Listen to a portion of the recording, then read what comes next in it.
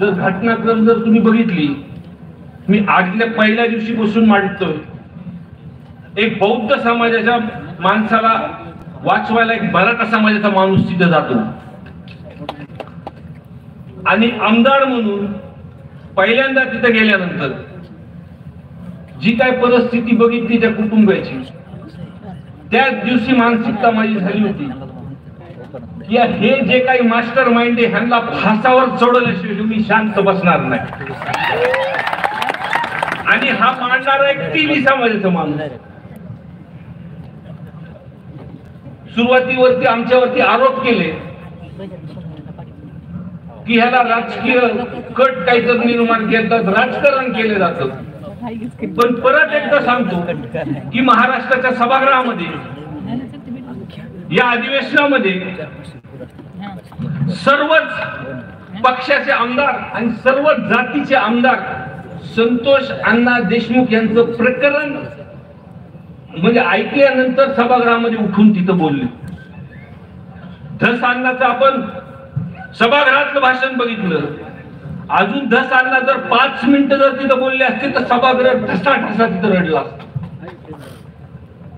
आणि ह्याच्यामध्ये आम्ही कुठं राजकारण करतो, यामध्ये जसं आपण बघतो की पिवळा, निळा, हिरवा जे काही आपण रंग सगळ्या जातीने वाटून घेतलेले, आज ते सर्व रंग या मोर्चाच्या ह्यातून दिसतात.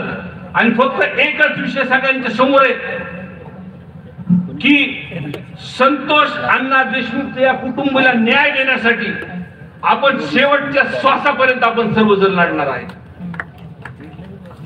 मी म्हणून संतोष अण्णा जरांगे पाटील, संतोष अण्णा देशमुखांसोबत अजून एक विषय मी सभागृहामध्ये अण्णा तिथं मी मांडला की रामकृष्ण बांगर हे वंदारी समाज समाजाचं आहे आणि त्या कुटुंबावरती एका महिन्यामध्ये 2,307 आणि 1 अॅट्रॉसिटी झाली आणि आई वडील आणि मुलासोबत. अण्णा,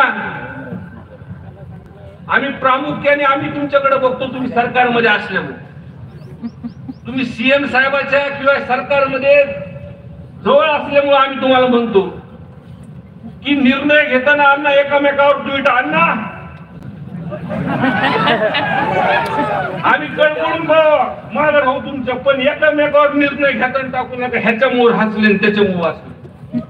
आम्ही पहिल्या दिवशीपासून आमची मागणी तीच आहे, अजून सुद्धा वाल्मिक कराडला मोक्यात घेतलं नाही. आमची पहिल्यापासून मागणी आहे की जो मास्टर माइंड आहे, जे मोबाईलचे सीडीआर आहेत ते सीडीआर तपासून कोण कोण त्याच्यामध्ये वाल्मिक अण्णा कराड आहे किंवा ज्यांच्या वरिष्ठांनी सुद्धा तिथं तपास थांबवण्यासाठी फोन जर केला असेल, ही महत्वाची गोष्ट मी तुम्हाला सांगतो. कारण का प्रकरण झाल्यानंतर तिथं आपले वाघ मनोज दादा जरांगे पाटील बसल्यानंतर तिथं गुन्हा दाखल झाला आणि 12 तास लागले हे ठीक खरं. आणि त्या काळामध्ये प्रशासनाला त्या पोलीस स्टेशन मध्ये